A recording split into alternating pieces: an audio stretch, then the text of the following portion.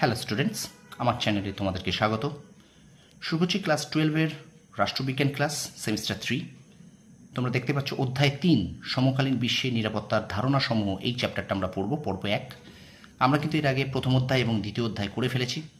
ভিডিওটা অলরেডি আমার চ্যানেলে আছে, তোমরা একটু দেখে নিও। আর অবশ্যই আমি তোমাদের প্রথম অধ্যায় এবং দ্বিতীয় অধ্যায় আবার রিপিট করাবো। আমি যারা দেখোনি তাদের জন্য আবার আমি ক্লাসগুলোকে নিয়ে আসবো, ঠিক আছে?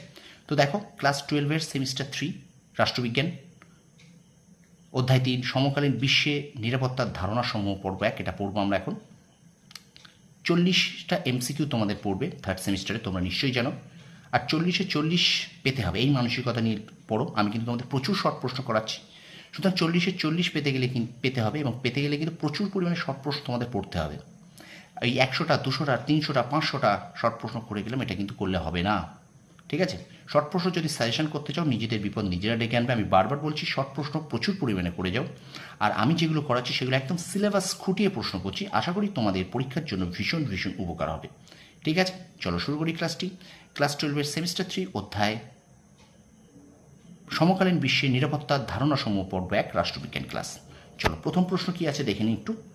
বলছে নিরাপত্তাকে কয় ভাগে ভাগ করা যায়? উত্তর হয়ে যাবে 2 ভাগে, ঠিক আছে? পরের প্রশ্ন দেখো, নিরাপত্তা একটি ড্যাশ ধারণা, এটি একটি শূন্যস্থান হিসেবে আসতে পারে। উত্তর হবে গতিশীল ধারণা। পরের প্রশ্ন চলো, প্রথাগত নিরাপত্তাকে কয় ভাগে ভাগ করা যায়? উত্তর হবে 2 ভাগে। তারপরে প্রশ্ন দেখো, ভারতের জাতীয় নিরাপত্তা দিবস কোন দিন পালন করা হয়? উত্তর হবে 4 মার্চ। 5 নম্বর প্রশ্ন দেখো, পরিবেশগত নিরাপত্তার ক্ষেত্রে সবথেকে বড় প্রতিবন্ধকতা কোনটি? উত্তর বিশ্ব উষ্ণায়ন। 6 নম্বর প্রশ্ন দেখো, রাষ্ট্রীয় নিরাপত্তা রক্ষার গুরুত্বপূর্ণ ভূমিকা পালন করে ড্যাশ বাহিনী? উত্তর হবে শান্তি রক্ষা বাহিনী। এটুকু একটি কিন্তু শর্ট প্রশ্ন আকারে। তারপর প্রশ্ন দেখো, যৌথ নিরাপত্তার ধারণাটি প্রথম কে ব্যক্ত করেন? উত্তর হবে উড্রো উইলসন। পরের প্রশ্ন আসি, এটাও একটি শূন্যস্থান আকারে আসবে।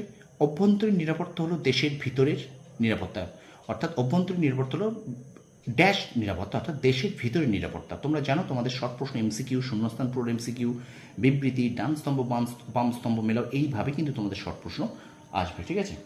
তারপরে দেখো, কার্গিল যুদ্ধ কত সালে হয়? উত্তর হবে 1999 সালে। 10 নম্বর প্রশ্ন দেখো, অস্ত্র নিয়ন্ত্রণ চুক্তি কি? উত্তরটা হবে দেশগুলির মধ্যে অস্ত্র অর্জন নিয়ন্ত্রণ করা, দেশগুলির মধ্যে অস্ত্র অর্জন নিয়ন্ত্রণ করা। 11 নম্বর প্রশ্ন দেখো, ঐতিহ্যগত নিরাপত্তার উপাদান কোনটি? উত্তর শক্তি সাম্য।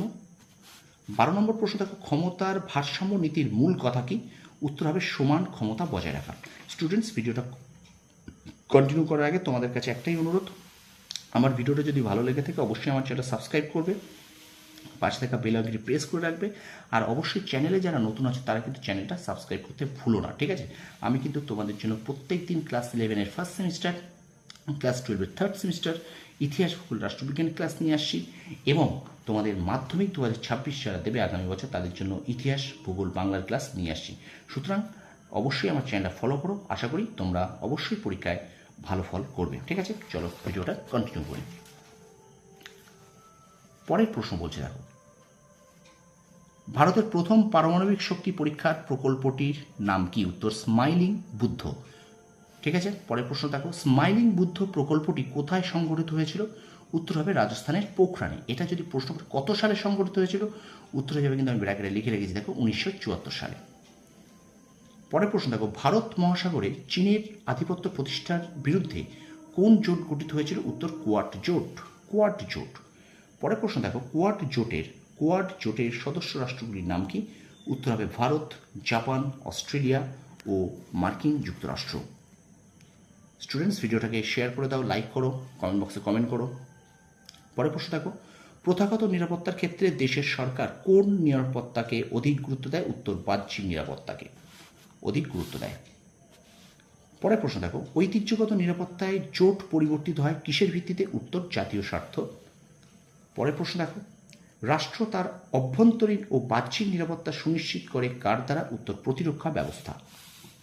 20 নম্বর প্রশ্ন একটা শূন্যস্থান দেখো, রাষ্ট্রের নিরাপত্তা বিঘ্নিত হওয়ার একটি অন্যতম প্রধান কারণ হলো ড্যাশ? উত্তর হবে অভিবাসন। 21 নম্বর প্রশ্ন দেখো, কোন ধরনের নিরাপত্তা বেশি বিস্তৃত? উত্তর অপ্রথাগত নিরাপত্তা। এবং শেষ প্রশ্ন দেখো, কোন ধরনের নিরাপত্তাকে বিশ্ব নিরাপত্তা বা গ্লোবাল সিকিউরিটি বলা হয়? উত্তর হবে অপ্রথাগত নিরাপত্তাকে। ঠিক আছে, তো স্টুডেন্টস এই 22টা প্রশ্ন তোমরা খাতায় নোট করে নাও। আমি আশা করি তোমরা এখান থেকে অবশ্যই উপকৃত হবে। আর আরেকটা কথা বারবার বলছি, শর্ট প্রশ্নের কোনো সাজেশন করতে যাবে না। 40-40 পেতে গেলে সুন্দর প্রচুরভাবে পড়ো, প্রচুর শর্ট প্রশ্ন পড়ে যাও। আর অবশ্যই আমার চ্যানেলটা ফলো করো, কারণ আমি কিন্তু তোমাদের সিলেবাস খুঁটিয়ে প্রশ্ন করাচ্ছি। আশা করি তোমরা এখান থেকে অবশ্যই উপকৃত হবে। আমার চ্যানেলে যারা নতুন আছো অবশ্যই চ্যানেলটা সাবস্ক্রাইব করো, পাশে থাকা বেল আইকনে প্রেস করে রেখো, আর অবশ্যই একটু বন্ধুদের মাঝে বেশি করে শেয়ার করে দাও। ঠিক আছে, তোমরা সফল হও, তোমাদের সাফল্য কামনা করি। ধন্যবাদ।